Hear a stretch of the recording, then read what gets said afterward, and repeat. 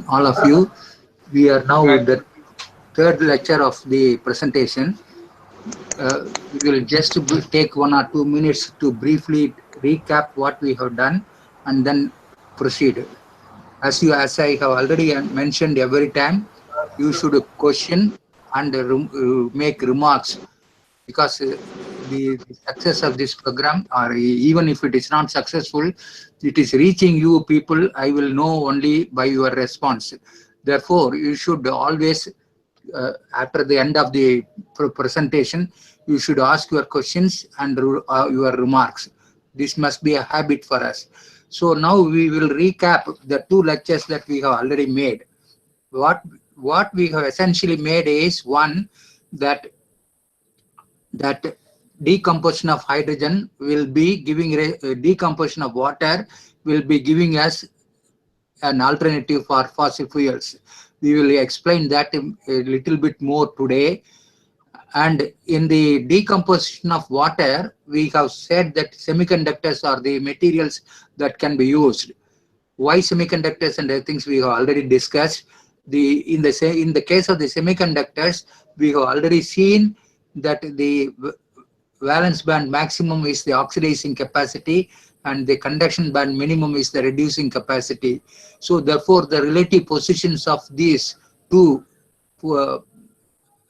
bands, the conduction band minimum and the valence band maximum, is important. And today we will be seeing how to calculate this approximately and in an easy manner. Then we also talked about the dynamic nature of the electronic energy levels. When we say that the conduction band minimum, what we are talking is the static potential of the reduction potential of that. But what we are having in the system is a static conduction band minimum, but it is in the presence of an environment interface and also a photon field, electric field and the photon field. Electric field is because of the interface and photon field is what we are applying. So therefore, the energy levels that we are talking, it is not enough if I know the conduction band minimum and valence band maximum, but we should know what will happen to these levels if we apply a photon field and electric field simultaneously, not in succession. So this is what we tried to do last time. We will try to do more in the coming weeks, because this is a very important consequence of this process, that to know exactly the reduction potential and oxidation potential that we are getting in the working system. So that means that we have to know the reduction potential under the operating conditions and the oxidation potential under the operating conditions. Now we should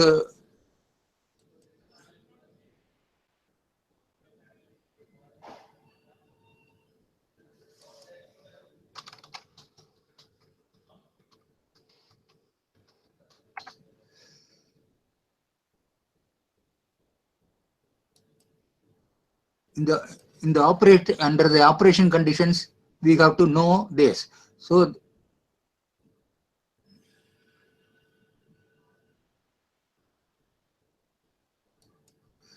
now today we are going to do that. Before that, we will show you a simple method of calculating the band gap, or the band gap is not the correct word, the position of the conduction band and the position of the valence band maximum. So what we have to do is, here I have shown for titanium dioxide. This is from a publication from the 2011. So we will consider the constituents of the semiconductor. In this case, it is titanium dioxide. So the constituent elements are titanium and oxygen. Okay. The band gap is already determined as 3.2. So now we will take the 2 constituents, titanium and oxygen. The electron affinity value is already available from the literature, and the ionization energy in electron volts is known. So therefore, the element's electronegativity is the arithmetic mean of this, because according to the definition of electronegativity. we will see that whose reference electronegativity. This is not a Pauling's electronegativity. So now 0.08 plus 6.81 divided by 2 is 3.44. This is the electronegativity of titanium 4 plus ions in titanium. The same way, oxygen is electron affinity 1.46, ionization energy 13.6. Therefore, the average is 7.32. So therefore, the semiconductor electronegativity is the geometric mean. So number of elements are titanium 1, oxygen 2, therefore 3. So it should be cubic root of the electronegativity of titanium into the electronegativity of oxygen into the electronegativity of oxygen, because there are two oxygens. So therefore root 3 into 3.44 into 7.53 square, that is equal to 5.79. This is the electronegativity of the semiconductor. Here the semiconductor is titanium dioxide. So now the conduction band minimum is this electronegativity, that is 5.79, minus the scale. Okay, the zero of the scale is zero of the electrochemical scale is minus 4.5 into minus 0.5 Eg, the band gap, 0.5 into 3.2. So therefore, if I were to calculate numerically this will become minus 0.31. So what it means, you will see in a minute. The same way, the valence band is conduction band plus the Eg. So conduction band is minus 3.1, Eg is 3.2, therefore it is plus 2.89. So now what it means is 0 is the electrochemical hydrogen evolution potential. So with respect to that, whatever is there in the above scale is negative, and below that is positive. So the conduction band is negative with respect to the 0 electrochemical scale to the extent of 0.31, and the kind of valence band maximum is plus 2.89 electron volts with respect to the hydrogen evolution potential. So this is only an example. You can calculate the same thing for any type of semiconductors. So these positions of the valence band and the conduction band, we have already told you, is the oxidizing capacity and the reducing capacity. The conduction band minimum is the reducing capacity. The valence band maximum is the oxidizing capacity. So we will say oxidation potential and reduction potential. But this is all the static reduction potential and static oxidation potential. What we are talking about is the potentials where their potentials are dynamic. So what we said, we have to think why water is so important is the question. So in 1874, a French author has written a book called The Mysterious Island. That he says that water will be one day be employed as a fuel, that hydrogen and oxygen that constitute it, used singly or together, will furnish an inexhaustible source of heat and light of an intensity of which coal is not capable. We will see that a little later. What is the heat content of hydrogen, and it is nearly 6 times that of the next best fuel. Someday the coal rooms of steamers and the tenders of locomotives will, this is in 1874, that is why it is written, will instead of coal be stored with these two condensed gases which will burn in the furnaces with enormous calorific power. I believe, he says, that when the deposits of coal are exhausted, we shall heat and warm ourselves with water. Water will be the coal of the future. So this is the reason why we are looking at the water. So we have come very near to the situation that the coal will be exhausted soon and water should be becoming the fuel. Now how are we trying to this? You can see that we are driving here the water decomposition. You can see that the water decomposition, some box is there. This box has to be efficient, it must be robust, and it should be scalable, so that we will be able to decompose water and produce hydrogen and oxygen. So this is the sum and substance of what we want to do. Okay. Will solar-driven water splitting devices see the light of the day? This is already known to us. This hydrogen and oxygen is known to us. This is only that is what is required, and it should be, even if we know something, we are now looking at most efficient, most robust and scalable system that will be able to do that. Now this is a remark by the editor-in-chief of ACS Energy Letters. He told in the beginning of this year, 2 months back, about this process. Why we are quoting this is we want to show what the world feels. Why can't we design chemical systems more efficient than photosynthesis? We know how it works, but we do not know how to build one. Photosynthesis, we know how it works, but we are not able to build one. Despite the efforts of several decades, we have already told you 5 decades have gone, artificial photosynthesis has failed to replicate the chemistry reaction center of photosynthesis. Most of the claims made today do not address efficiency, selectivity, and stability. That is what he said: efficiency, robust, and scalable. Issues that can lead to a practical device. If any one of you disagree, the editor-in-chief of ACS Energy Letter says, show me a prototype reactor. So we are not yet shown any prototype reactor, so he must be right. We will not do this, we will take the next one. So now in these presentations, we have talked about photocatalysis and photo-electrochemical decomposition.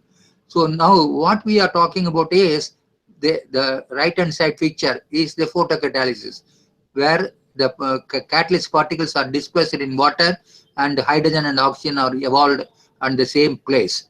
Whereas if I were to do this in the right-hand side, PV electrolyzer or integrated PEC, photo-electrochemical cell, what we are talking about is hydrogen is separated from oxygen. So I hope you are able to see there is a membrane here, therefore oxygen is evolved here and hydrogen is evolved at the cathode. So therefore what we are talking about is the most efficient, robust and scalable either. So what we are now looking at it is what is available to us is here, okay, the robust and scalable, but it is not efficient. When we go to the efficiency thing, we have to look at the photovoltaics or PEM electrolyzer, but the scalable and robustness is a little problematic. So therefore wideband semiconductors is shown red, the other situations are shown by blue or brown. So what we want is all the three must be equally possible. So now we will take it up this picture later next time because of the time.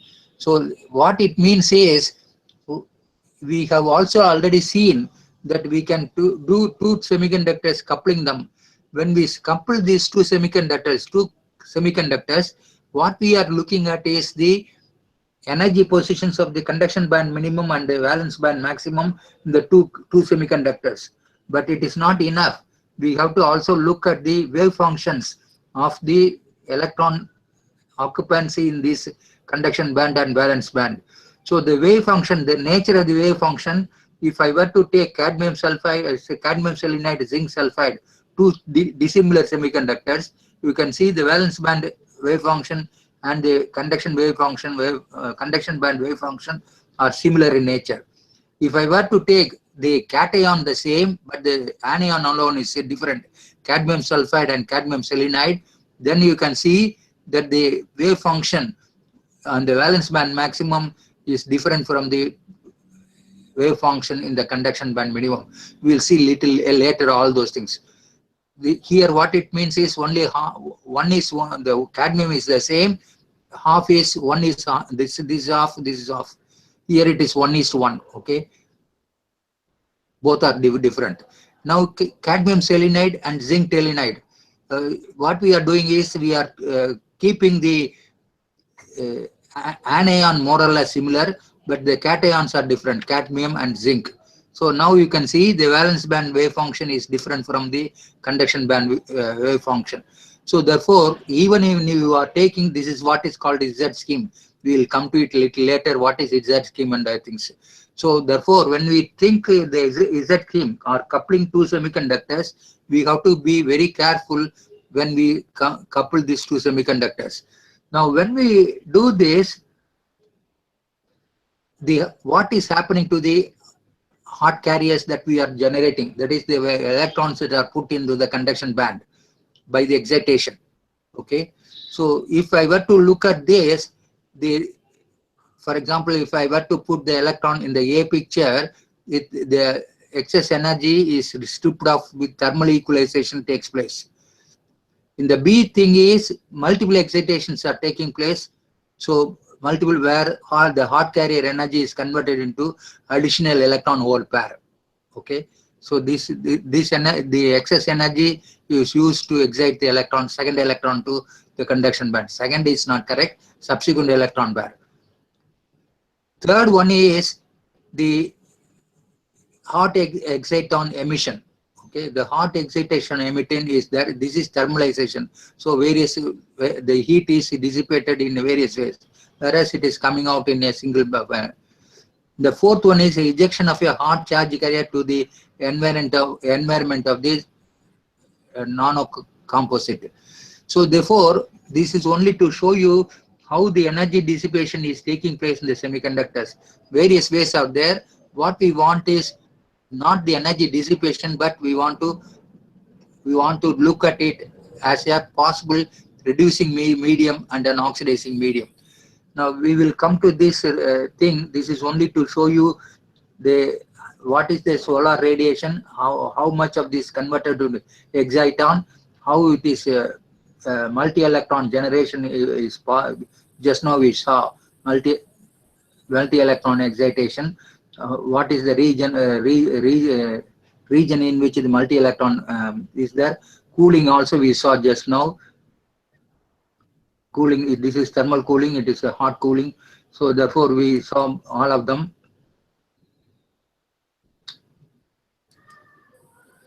So therefore this is a picture which we will see little later when we do anything more. This picture is what we saw in the first projection, first lecture. So now what if I were to look at a catalyst and a reactant, now when the catalyst in the reactant alone, okay, that is why catalyst is put in the bracket. When I put reactant alone, it goes through a barrier and gives rise to the product.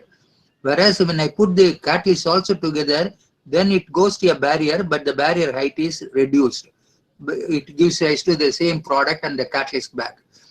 But what we are trying to do is, we are taking a catalyst and exciting it to the R star, and the potential energy curve is different here. Okay, we should not think that this is a lesser potential energy, this is a bigger potential energy. It is not, the magnitudes are not similar. Okay, so what we are showing here is how the potential energy diagram for a simple catalyst, for a simple reactant and a catalyst, or a simple reactant and a catalyst which is excited in the state. Okay, this is what we are showing. This is a photochemical reaction where reactant itself is excited, whereas here catalyst is excited, reactant is in the ground state. So therefore the conversion is giving rise to. So therefore I hope you understand this. The potential barrier that we are talking about in the reactions are totally different concept here. We have to think about it a little bit more carefully. We will come up with more diagrams we will see soon.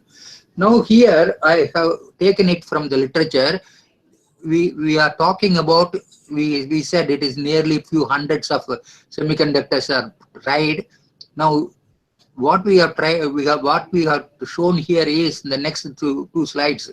Okay, what we are shown is all the structures of the semiconductors that are used for the water decomposition, already employed. Okay, so and then what we are seeing, okay, I hope you are able to see, what we are seeing is in many of them, Okay, for example, you take a yttrium tantalate, you can see here, or lanthanum tantalate, or whatever you are seeing. What you are seeing is that most of the semiconductors are layered materials. Why the layered materials? That is the question that we have to answer now. Why layered materials are important? You can see this is the first set of data, second set of data, third set of data. Here also you can see it is a layers. Okay, I hope you are able to see. Even if you take graphite, you will see that it is a layer compound. So therefore, why layered semiconductors are important for water decomposition? This is a question that we have to ask. We'll keep this question in mind and we'll come to it. So only metal compounds with D0 and D10.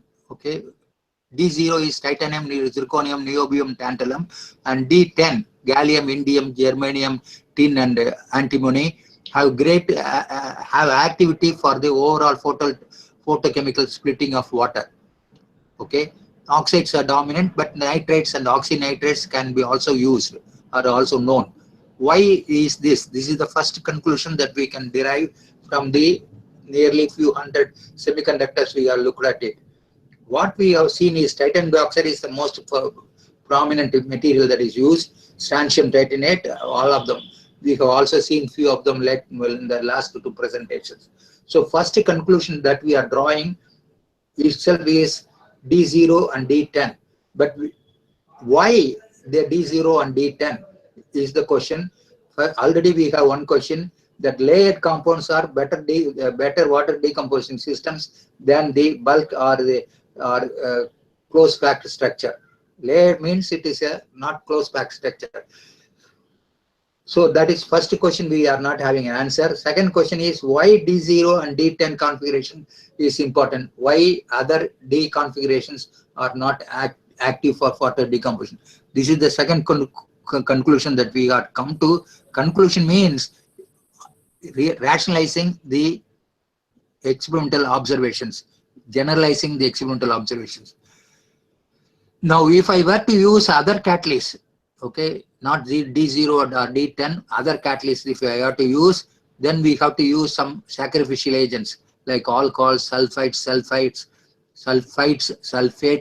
EDTA, oxidizing agents of persulfate, cerium-4, cerium-3, silver plus ions to facilitate either water reduction or oxidation.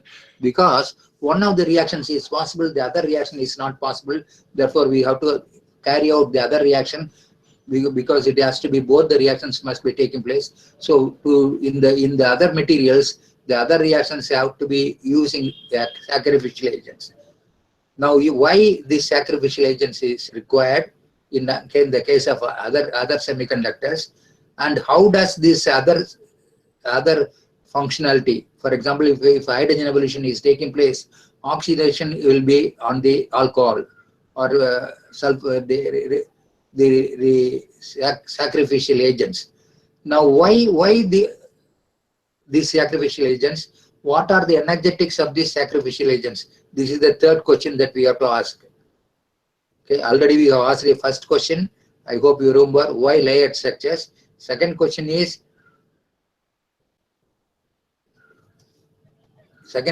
why D0, D10 configuration. Third question is why do we choose sacrificial agents, and what type of sacrificial agents have to be used in what type of semiconductors. This is the third question that we have to answer. Now,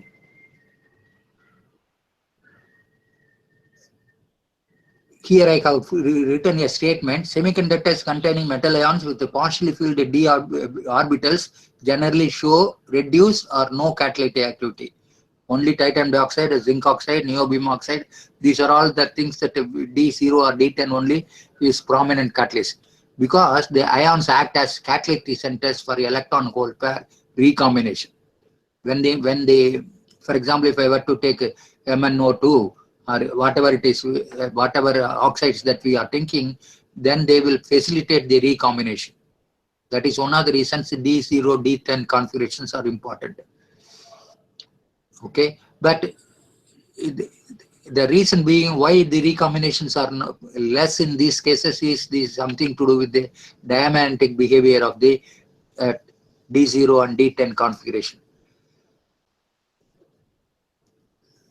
Okay, so the electron hole recombination is one of the predominant factors in reducing the efficiency and of the photocatalytic effect.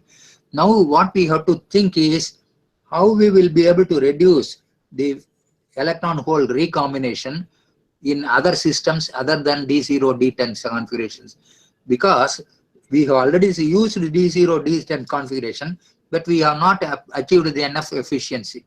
So therefore, that is why we have to worry about whether we have to use other semiconductors. If we use the other semiconductors, how will we be able to prevent the electron hole recombination? Okay, this is the next question that we have to ask.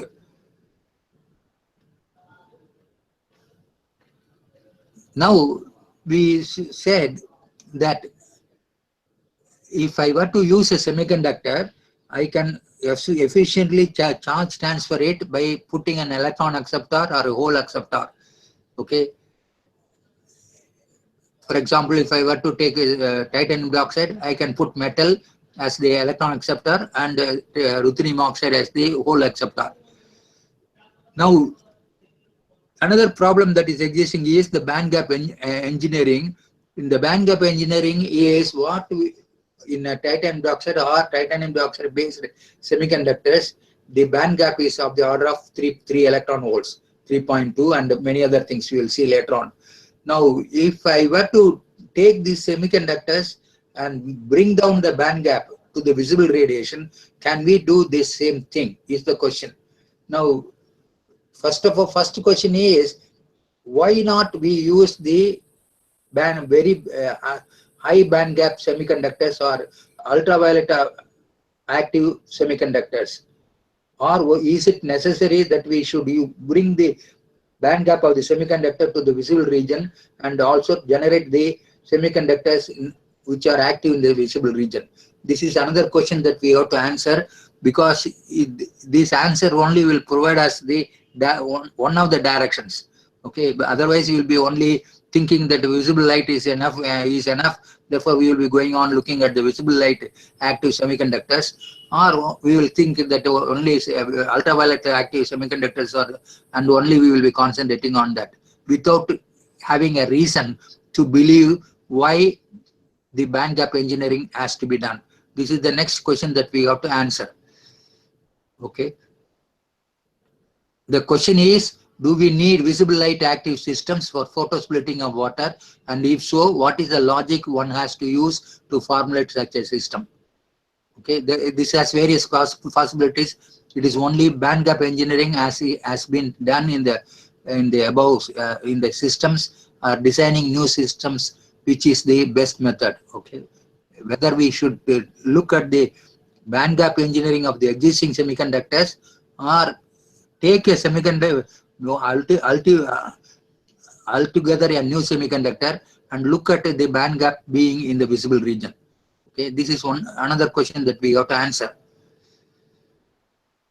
Now, the second thing that we have to answer is, when we decompose water, we are decomposing water to give rise to hydrogen and oxygen. Now, whether we are evolving stoichiometrically hydrogen and oxygen, and if we are evolving the stoichiometrically the hydrogen and oxygen, how does the oxygen is going to fulfill the defect centers in the system? Okay, this is another extreme case, because when the defects in the system is going to be annihilated, the semiconductor band gap will be increasing. It may become an insulator or whatever it is.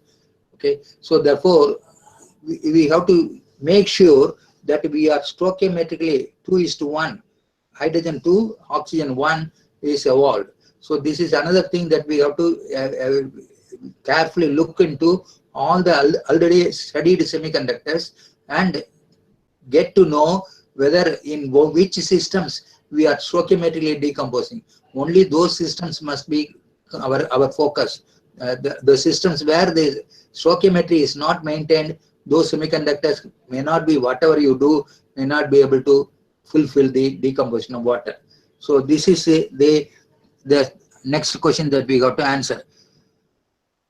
The value of the band gap only indicates the thermodynamic driving force available. Okay, because when we are exciting the electron to the conduction band, we are getting the electron energy increase. Increased is not correct. Changed by the band gap value. So therefore, it can be generally concluded, if the top and bottom of the valence band and conduction bands are positioned to promote the water splitting reaction, then increase of the band gap value will indicate increased driving force for the promotion of the water splitting. If this is true, then there is no necessity to do a band gap engineering. We can go on using any wide band semiconductor and do this thing. It can be stated that larger the band gap, and if the photon absorption index are also large and all available photons were constant, then the large band gap semiconductors will favor the reaction more than the less band gap materials. This is a conclusion. This is not a conclusion. This is a proposal that is made by us. Okay.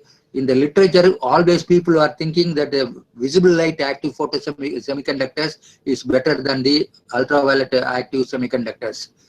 That is why the band gap engineering concept itself has come. Now, why it is so, we do not know.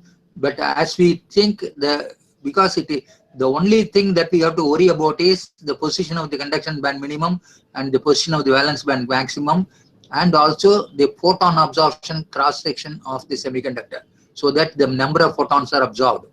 That is all what we have to worry. So therefore, the band gap, the value of the band gap may not be very clearly indicating the thing. Anyway, we will keep this idea, but this is in variance with what is the general publications discuss in this area. So now we have come to a conclusion that we have to first of all look at the configuration of the semiconductor, whether it is necessary that we should have D0 or D10 configuration. What is the electron hole recombination rate? When we use a sacrificial agent, what is it that we are promoting? And when you are using sacrificial agent, which reaction is what is promoted by this, and how does it affect the semiconductors? These are the activities that we have to think about it. So we will not talk about additives. Okay, additives other than sacrificial agents often enhance the activity of the catalyst. This is because of the photon absorption cross section or photon transfer mechanism. We will see this in a later presentation. So metal oxides, metal hydroxides, carbonates, okay, suppress the reabsorption of oxygen as superperoxide or peroxide, or it can be facilitating the photon absorption cross section. Many things it can do. Okay, we will see later on. So what we have seen today is that it is not enough if I were to take a semiconductor and try. We have to intentionally look into 3 or 4 aspects. Okay, the 3 or 4 aspects is whether it is a layered compound. Why layered compound is the question we have to answer. We will answer next time, but it is something to do with water absorption, not water absorption. Okay, water absorption is a peculiar parameter for the layered compounds when compared to other things. Why water absorption is important is because only the absorbed water is getting decomposed. But it is too early to conclude that. We will keep this in mind when we discuss this in the further. So therefore, why layered compounds? Why D0, D10 compounds? And then how will we be able to use the sacrificial agents? What sacrificial agents that we use? When you use sacrificial agents, whether we are promoting the oxidation reaction or reduction reaction, and how to control the recombination reaction. These are the questions that we have to answer in the subsequent presentations. So now I will stop. You can ask any questions you want.